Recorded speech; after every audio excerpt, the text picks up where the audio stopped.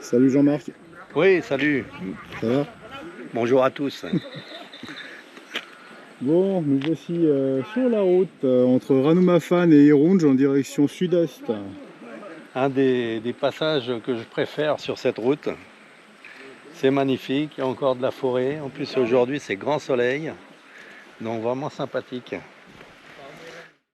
Alors, aujourd'hui, on va attaquer une autre petite série de sujets concernant ce que tu as toi-même appelé la sérénité mécanique.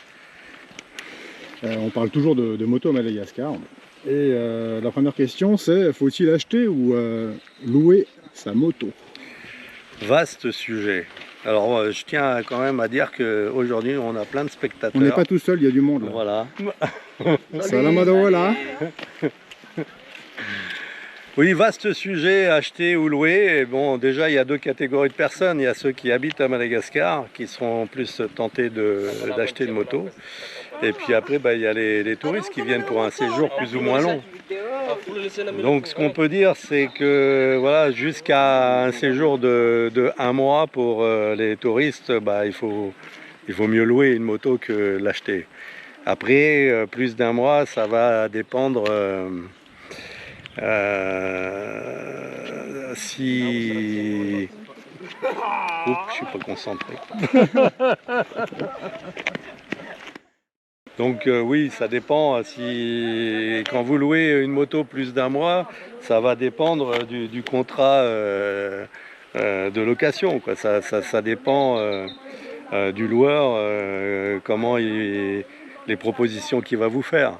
Si vous êtes sur des motos chinoises qui sont, on va dire, entre 1000 et 1400 euros, à partir d'1 mois, il faut que le loueur prenne en considération le prix de la moto neuve et vous fasse une proposition qui soit acceptable pour tout le monde.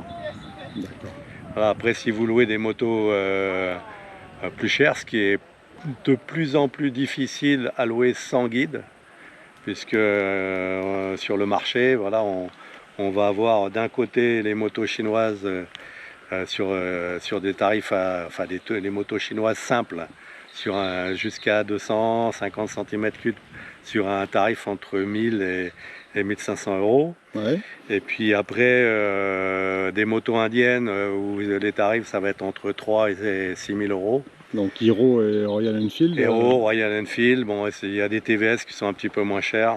Et puis après, on sera sur de la moto japonaise ou européenne qui là est globalement un tiers de plus en prix que le prix en Europe. Ok. Alors, bon, très bien, acheter ou louer, différence entre chinoise, indienne et japonaise, mais je vais passer la voiture là. Voilà.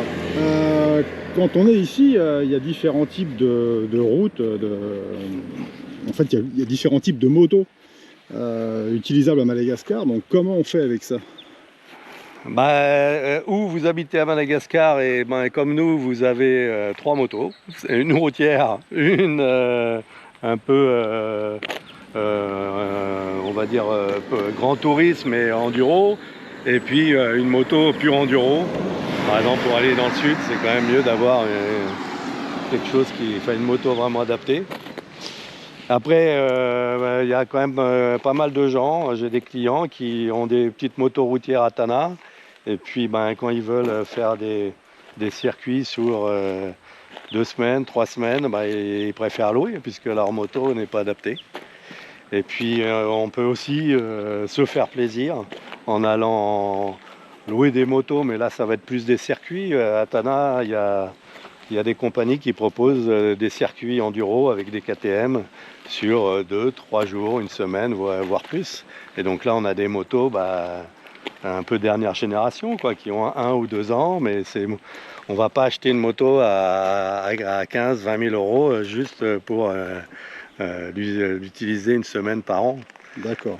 Donc il y a pas mal de possibilités. Que ce soit en location, à l'achat, il faut quand même dire que normalement, un étranger peut pas acheter une moto. C'est-à-dire que s'il va dans un magasin pour acheter une moto et qu'il sort l'argent, on lui dira toujours oui. mais il pourra rester qu'en carte d'immatriculation provisoire. Puisque pour pouvoir avoir une immatriculation définitive, eh ben, on vous demande un certificat de résidence. Voilà. Alors ça pose pas vraiment de problème, hein, mais il faut le savoir quand même.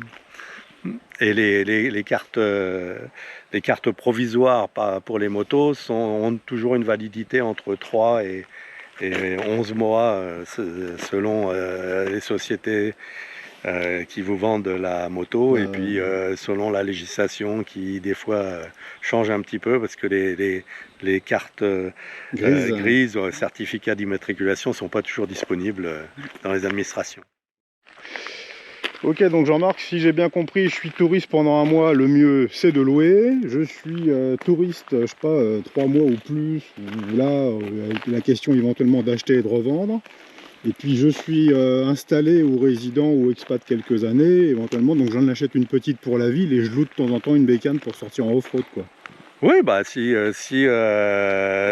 ton plaisir c'est d'aller faire du off-road un peu engagé, effectivement.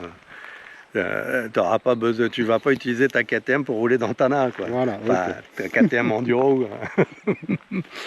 Et là, on a l'exemple, bah, donc nous, là, on est parti à 3, justement, avec une moto chinoise, une moto japonaise, donc là, c'est du Honda, mais c'est fait à Manaus au Brésil, et une Hero Expulse 200, qui est une moto indienne.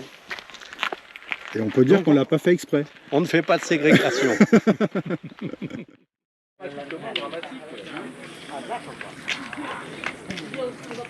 On n'arrête pas de s'arrêter, hein, Jean-Marc. Eh oui, la moyenne descend, hein, c'est catastrophique, mais enfin bon, il fait beau, on a le temps, il nous reste quoi, 150 km. Ah là, c'est vraiment le circuit. Donc on va pas s'énerver. On voulait parler de quoi là? De la structure du marché voilà, à Madagascar. De toutes les marques qui sont proposées ou disponibles à Madagascar. Alors je me tiens à la rampe parce que c'est long, il faut bien dire ce qui est. Alors allez, on y va. On commence. Alors, il y a Honda, KTM, GazGaz, BSA, Ronju. Après, on change de concession. Il y aura Kawasaki, il y aura Moto Morini, il y aura Hero, il y aura Royal Enfield. On change encore de concession. Il y aura Sherco, il y aura TVS. On change encore. Il y aura Lonsin, Vosges. On change encore, il y aura Husqvarna, BMW, Fantic, donc évidemment Suzuki, Kawasaki, j'ai dû le dire déjà, je sais pas. Non, tu l'as pas dit. Yamaha.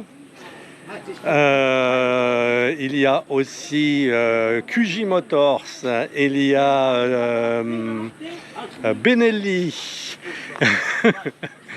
Ça devient dur là dans ma mémoire. Cove.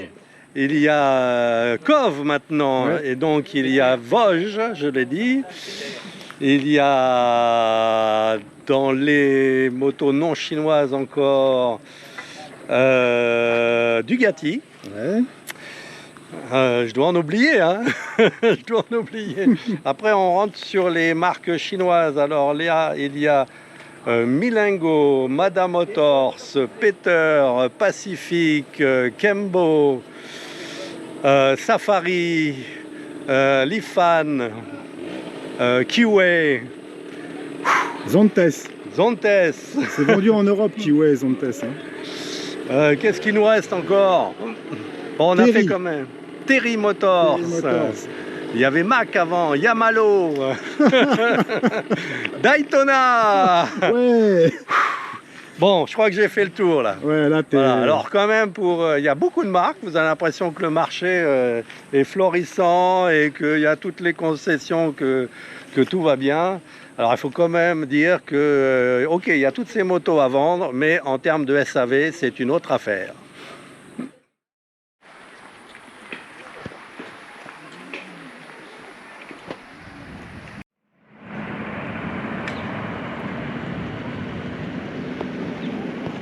Nous nous trouvons peut-être 80 ou 90 km de Madagascar.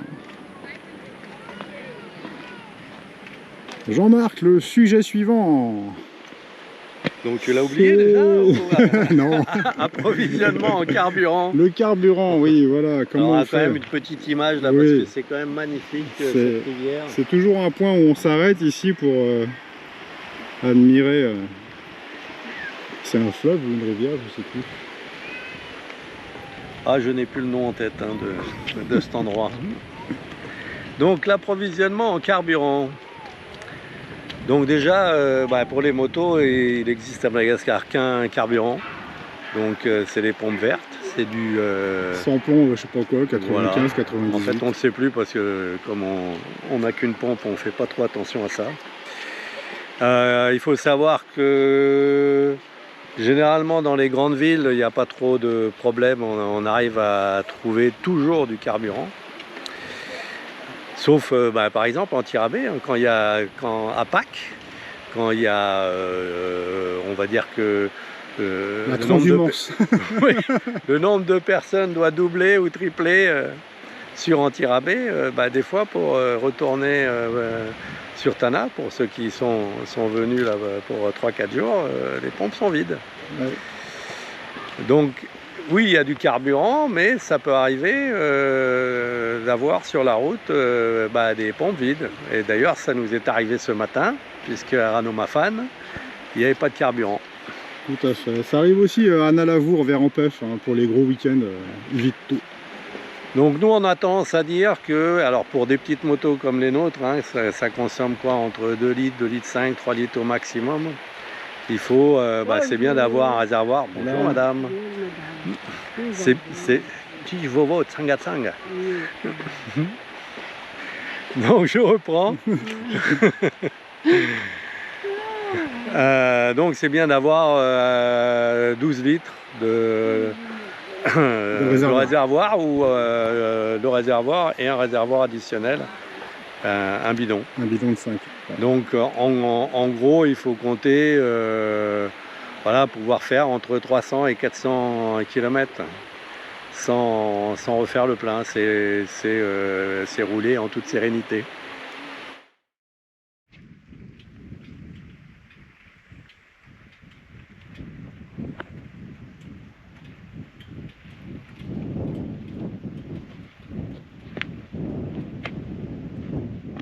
Un petit peu fantasmagorique comme paysage. Voilà, c'est les no man's land, tel qu'on aime à Madagascar. On se sent loin de tout. Bon, on est quand même sur la route asphaltée. Hein. Elle est belle, hein, celle-là. Ah c'est ce qu'il faut, c'est ce qu'il faut se dire. Hein. De là comme ça, il n'y en a pas beaucoup. Hein. Ouais. Hein, celle-là, sur 8000 km de route goudronnée à Madagascar, hein, ça se compte par morceaux. Morceaux de 10, 20, 30 km. Mais voilà. Donc le sujet aujourd'hui, c'est les pneus. Donc les pneus, et on a intitulé les pneus c'est la vie. Voilà. Alors je confirme. Voilà, je crois que tu as eu pas mal d'expérience, puisque au début tu étais novice. Voilà, je faisais n'importe quoi. J'avais des pneus chinois, des pneus usés, des pneus pas adaptés au terrain, enfin n'importe quoi, des gamelles donc. Ouais. Donc au début tu as roulé avec les pneus d'origine sur tes motos. Voilà. Donc comme tu achètes des motos chinoises, c'est des pneus chinois. Voilà. Donc en gros sur Madagascar on trouve 3 types de pneus en termes de qualité, hein. Des pneus chinois, des pneus indiens, 4 on va dire, thaïlandais, et des pneus d'Europe, hein, les marques qu'on a l'habitude de monter en Europe. Nous là sur nos motos on a des pneus thaïlandais, des V-Rubber. Bon voilà, c'est des pneus qui coûtent, on va dire, entre 30 et 40 euros selon les modèles. Donc pour le circuit qu'on fait actuellement, là, donc Antirabé, Ranomafan, Manakar, Farafangan, donc on utilise des pneus mixtes. Alors des pneus mixtes, un peu le dessin. Voilà. Des pneus mixtes plutôt quand même typés enduro.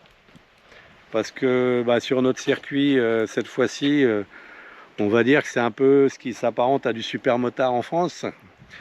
Donc sur 1 kilomètre de route, on peut trouver de l'asphalte comme on est là. On peut trouver de l'asphalte creusé avec des trous, des fissures. Et puis surtout... on peut trouver pas d'asphalte aussi. Oui, après, mais même dans les virages de l'asphalte un peu chewing-gum, c'est-à-dire, voilà, ça rebondit. Ça a fondu et c'était...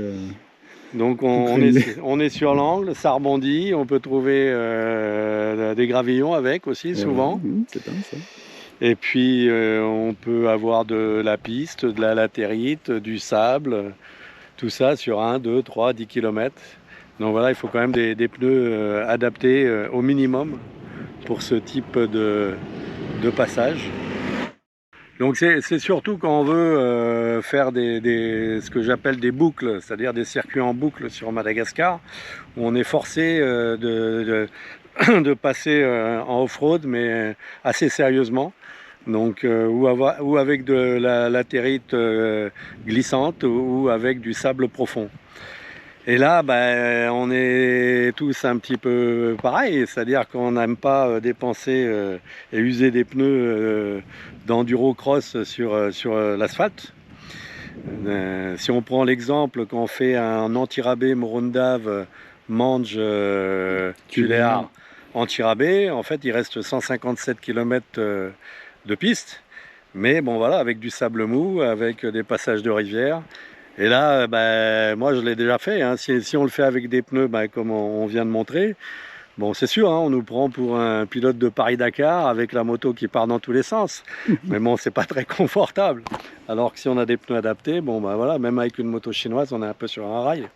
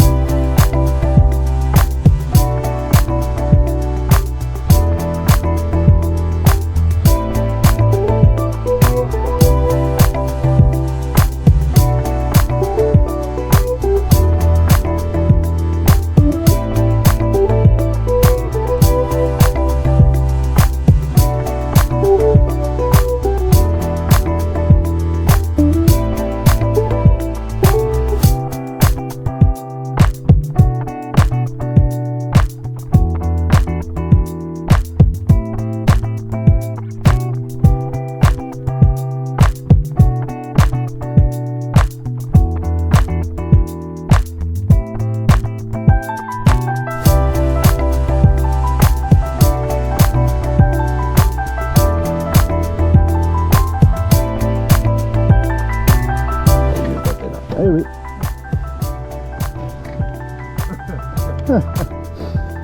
J'ai un film au moins.